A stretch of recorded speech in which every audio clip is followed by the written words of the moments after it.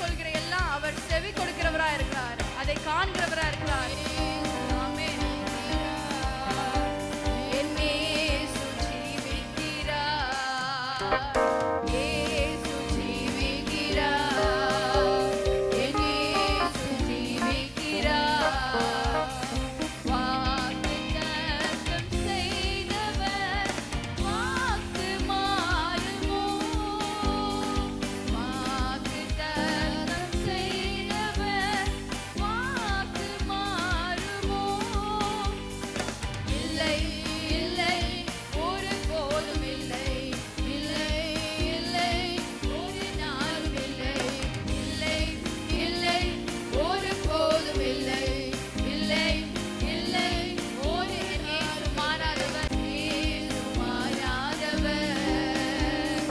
உமது முகம் நோக்கி பார்த்தவர்கள் வெட்கப்பட்டு போவதில்லை, உமது திருநாமம் அறிந்தவர்கள் கைவிடப்படுவதில்லை. உமது கேட்போமா அப்பா, உமது முகத்தை நோக்கி பார்க்க வந்திருக்கிற என்னை நீங்க வெட்கத்திற்கு ஒப்பு கொடுக்க மாட்டீங்க, நான் நம்புறேன். உமது திருநாமம் அறிந்தவர்கள் உம்மை நம்பினோரை நீர் கைவிடுவதில்லை, நீர் மறப்பதில்லை. நம்பினோரை நீர் மறப்பதில்லை, உம்மை தேடி வந்தோரை வெறுப்பதில்லை. நம்பினோரை நீர் மறப்பதில்லை, உம்மை தேடி வந்தோரை வெறுப்பதில்லை. உமது முகம் நோக்கி பார்த்தவர்கள் வெட்கப்பட்டு போவதில்லை, உமது திருநாமம் அறிந்தவர்கள் கைவிடப்படுவதில்லை.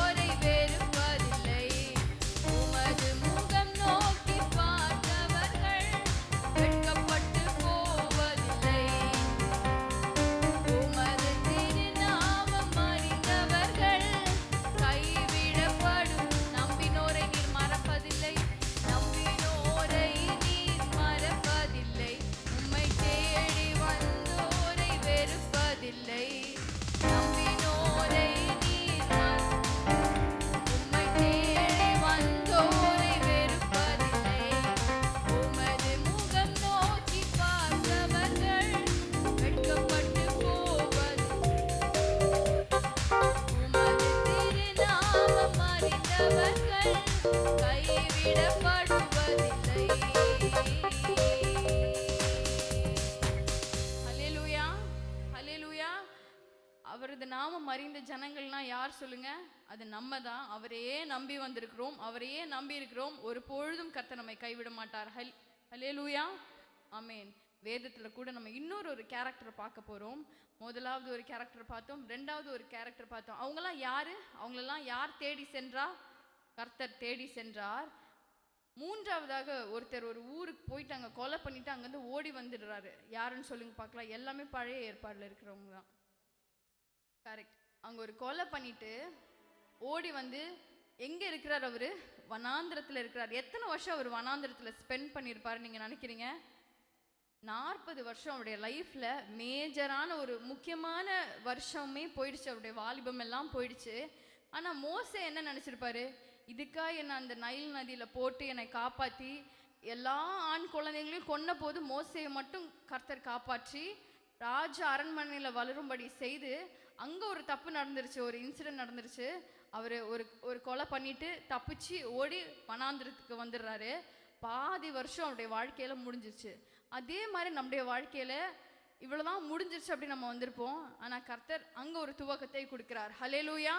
கொலைகார மோசேவை கர்த்தர் எங்கே மோசே கர்த்தரை சந்திக்கிறார் சொல்லுங்க பார்க்கலாம். அந்த என்கவுண்டர் எங்கே வேதத்தில் நடக்குது சொல்லுங்க? கரெக்ட். முச்செடிங்கிறது ஒரு சாதாரண முச்செடி தான். ஆனால் இன்னைக்கு நம்ம மோசே மோசே முச்செடின்னு சொல்கிறோன்னா அந்த முச்செடிக்கு ஒரு பெருமையை கொடுத்தது கர்த்தருடைய பிரசனம் தான். அந்த இடத்துல முச்செடி என்ன வந்தது? அதில் நெருப்பு வந்தது. ஆனால் அது வந்து கருகி போகவே இல்லை. அதுதான் அதோடைய விசேஷம். அங்கே முச்செடியில் கர்த்தர் மோசையோடு கூட பேசுகிறார். மோசே கர்த்தரை தேடவே இல்லை. மோசே என்ன நினச்சிருப்பாரு? அவருடைய வாழ்க்கையே முடிஞ்சிருச்சுன்னு. இன்னைக்கு நம்ம கூட நிறைய பேர் ஊழியத்துக்கோ இல்லை கர்த்தரை தேடி வருகிறதுக்கு நம்ம நிறைய எக்ஸ்கியூஸ் சொல்கிறோம். பாதி வருஷம் எனக்கு போயிடுச்சு, பாதி நாட்கள் முடிஞ்சிருச்சு, கடைசி நாட்களில் இருக்குன்னு. கர்த்தருடைய நோக்கம் உடைய வாழ்க்கையில் நிறைவேற அது கடைசி நாட்களாக இருந்தாலும் நிறைவேறும். ஹல்லேலூயா. ஒரு கொலைகார மோசேவை கர்த்தர் வனாந்திரத்தின் பாதையில் தேடி சென்றாராம். இன்றைக்கு ஒருவேளை நமக்கு வந்து நிஜமாவே நம்மளை கூட்டிகிட்டு போய் காட்டில் ராஜஸ்தான் பாலைவனத்தில் கர்த்தர் விட மாட்டார். இன்றைக்கி நம்முடைய வாழ்க்கையில் ஏதாவது ஒரு வனாந்திரத்தில் இருப்போம். இருக்கிறீங்களா? அந்த வனாந்திரம் எதுக்குன்னா அந்த வனாந்திரத்தில் கர்த்தர் உங்களை தேடி வருவார். ஹல்லேலூயா. அவரை நம்ம தேடி வந்த கர்த்தரை நம்ம என்ன பண்ணக்கூடாது? நேற்று தான் சொன்னேன், தேடி வந்த தெய்வத்தை தவற விட்டுறாதீங்க. அன்றைக்கு மோசே கர்த்தர் நோக்கி வரும்போது அநேக காரணங்கள் சொல்லி கடைசியாக கர்த்தர் கூப்பிட்ட போது மோசே போயிட்டாரா? அந்த ஆப்பர்ச்சுனிட்டியை மோசே யூஸ் பண்ணிக்கிட்டாரு. இன்றைக்கு கர்த்தர் உங்களை தேடி வருகிறார், அதை தவற விடாதீர்கள். ஹல்லேலூயா.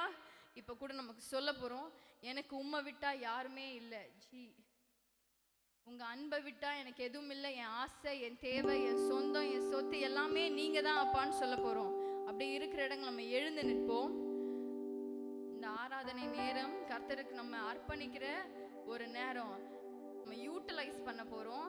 நம்முடைய பலவீனங்களாவற்றை எடுத்து விட்டு இந்த பாடலை பாடும்போது என் ஆசை, என் தேவை, என் சொந்தம், என் சொத்து எல்லாமே நீங்கள் தான் அப்பான்னு உண்மையாய் சொல்ல போகிறோம்.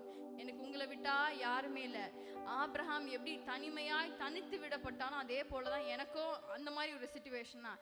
எனக்குன்னு ஒரு பேக்ரவுண்ட் இல்லை அப்படின்னு நம்ம சொல்ல போகிறோம். உங்களுக்கு உதவி செய்ய மனிதர்கள் இருக்கிறார்களா? உங்களுக்கு பெரிய ஆட்கள்லாம் தெரியுமா? இல்லைல்ல.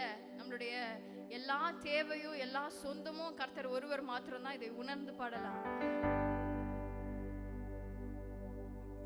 என் ஆசை நீங்கப்பா, என் தேவை நீங்கப்பா, என் சொந்தம் நீங்கப்பா, என் சொத்து நீங்கப்பா, என் ஆசை நீங்கப்பா, என் தேவை நீங்கப்பா, என் சொந்தம் நீங்கப்பா, என் சொத்து நீங்கப்பா. மீண்டுமாய் சொல்லலாமா? என் ஆசை நீங்க, என் தேவை நீங்க, என் சொந்தம் நீங்க, என் சொத்து நீங்க. இதுதான் சொல்ல போறீங்க. அவர் தான் நம்முடைய சொத்து. அவர் நம்ம தவறவே விட்டுறக்கூடாது.